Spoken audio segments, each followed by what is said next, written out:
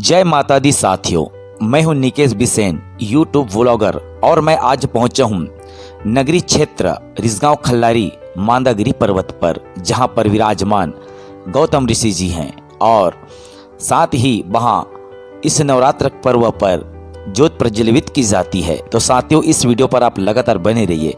हम आपको यहाँ के नवरात्र की जो माहौल है, जो धार्मिक संस्कृति परंपरा है, वो हम आपको दिखाने वाले हैं। तो साथियों, आप देख सकते हैं यहाँ पर नवरात्र पर्व पर भक्तगण दूर दूर से आए हुए हैं और माता जी के दर्शन और गौतम ऋषि जी के दर्शन करने, और साथ ही यहाँ पर बहुत छोटे छोटे दुकान लगे हुए हैं। तो साथियों, आगे हम दिखाने वाले यहाँ की रास्ता, इस पावन भूइया की कहानी रामायण काल से जुड़ी हुई है। तो साथियों, इस वीडियो पर आप लगातार बने रहिए। हम आपको लेकर चलते हैं मांदागिरी पर्वत की ओर। साथियों, आप देख सकते हैं यहाँ भक्तगणों की जन सैलाब भरी हुई है, जो कि यह रास्ता आपको मांदागिरी पर्वत ले जाएगा। यहाँ पर काफी दूर दूर से आए भक्तगण यहाँ की छोटे छोटे जो दुकानें लगी हुई हैं, वहाँ से कुछ खरीद रहे हैं, जैसे कि प्रसाद, नारियल, फूल, फोटो वगैरह लगी हुई है। तो साथियों, हम दिखा रहे हैं यहाँ पर छोटे छोटे बच्चे और सभी वर्ग के लोग यहाँ पर आए हुए हैं।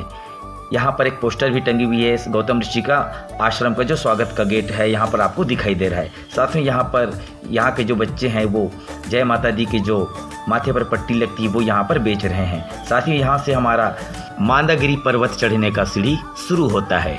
साथियों, छत्तीसगढ़ के नगरी क्षेत्र रिसगांव स्थित खल्लारी मांदागिरी पर्वत पर नवरात्रि 2025 के अवसर पर ज्योत प्रज्वलित हुई है, जिसे दिव्य ज्योत भी कहा जाता है।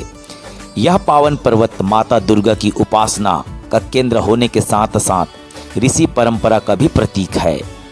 यहीं पर विराजमान है महान संत गौतम ऋषि, जिनकी तपोभूमि इस पर्वत को और भी पवित्र बनाती है। नवरात्र के 9 दिन में यहाँ भक्तजन अखंड ज्योति प्रज्वलित कर मां शक्ति का आह्वान करते हैं। वातावरण गूंज उठता है मंत्रोच्चारण, भजन और कीर्तन की दिव्य ध्वनियों से। मांदागिरी पर्वत प्राकृतिक सौंदर्य से भरा हुआ है और ऊपर से देखने का इसका नज़ारा बेहद मनमोहक और अद्भुत दिखाई देता है। यहाँ ज्योत प्रज्वलित ज्योति माँ दुर्गा की शक्ति, आस्था और विजय का प्रतीक है। तो आइए साथियों, इस नवरात्रि मांदागिरी पर्वत पर माँ दुर्गा के दिव्य स्वरूप के दर्शन करें और गौतम ऋषि की तपोभूमि से आशीर्वाद प्राप्त करें और प्रकृति के इस अद्भुत सौंदर्य का आनंद लें। साथियों, आप देख सकते हैं यहाँ की रास्ता बहुत कठिन है, मगर उतना ही प्राकृतिक सौंदर्य इसे खूबसूरत बना देती है। साथियों, आप देख सकते हैं यहाँ पर भक्तगण दूर दूर से आए हुए हैं और इस पथरीली रास्ता को दर्शन करने के लिए तय कर रहे हैं। तो साथियों, आप इस वीडियो पर लगातार बने रहिए। साथियों, आपको बताना चाहूँगा, मांदागिरी पर्वत केवल एक प्राकृतिक धरोहर ही नहीं, बल्कि ऋषि मुनियों की तपोभूमि भी है। मान्यता है कि यहीं पर महान संत गौतम ऋषि ने तप किया और इस पर्वत को अपने तप से पवित्र बनाया। उनकी उपस्थिति आज भी इस पर्वत को दिव्यता और शांति से अवलोकित करती है। मांदागिरी पर्वत केवल धार्मिक दृष्टि से नहीं, बल्कि प्राकृतिक सौंदर्य की दृष्टि से भी अद्भुत है। यह पर्वत हरे भरे जंगलों से घिरा हुआ है और इसकी ऊंचाई से चारों ओर का दृश्य मन मोह लेता है।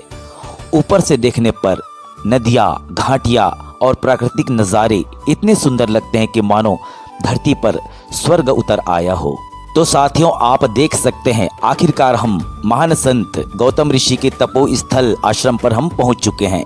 साथियों, इस दर ये जो पत्थर का जो गुफा देख रहे हैं, यहीं से हम दर्शन शुरू करते हैं। तो आइए साथियों, इस वीडियो पर बने रहिए। हम आपको लेकर चलते हैं अंदर की दृश्य, हम आपको दिखाते हैं जहाँ पर माता रानी, जहाँ पर ज्योत प्रज्वलित है। यहाँ पर एक पुजारी बैठे हुए हैं और अनेक भक्तगण यहाँ पर माता की दर्शन कर रहे हैं। आपको दिखाई दे रहा है हनुमान की जो मूर्ति है, वहाँ पर भी अनेक श्रद्धालु फूल पान चढ़ाकर आशीर्वाद प्राप्त कर रहे हैं। साथियों, आप देख सकते हैं भक्तगण हाथ में फूल लिए हुए, अगरबत्ती लिए हुए अपनी आस्था लेकर मनोकामना पूर्ण होने की गुहार लगाते हैं। और साथ में यहाँ पर गणेश जी की प्रतिमा लगी हुई है। और साथियों, आप देख सकते हैं भक्तगण दर्शन करके बाहर आते हैं। और साथियों, हम आपको अंदर के दृश्य दिखाते हैं जहाँ पर कृष्ण भगवान की मूर्ति यहाँ पर है। साथियों, हम करीब से आपको दिखाना चाहेंगे, यहाँ पर भी कृष्ण से आशीर्वाद लेकर अंदर की ओर जाते हैं। साथियों, यहाँ पर शिव और पार्वती जी की मूर्ति विराजित है, जहाँ पर भक्तगण दर्शन कर रहे हैं।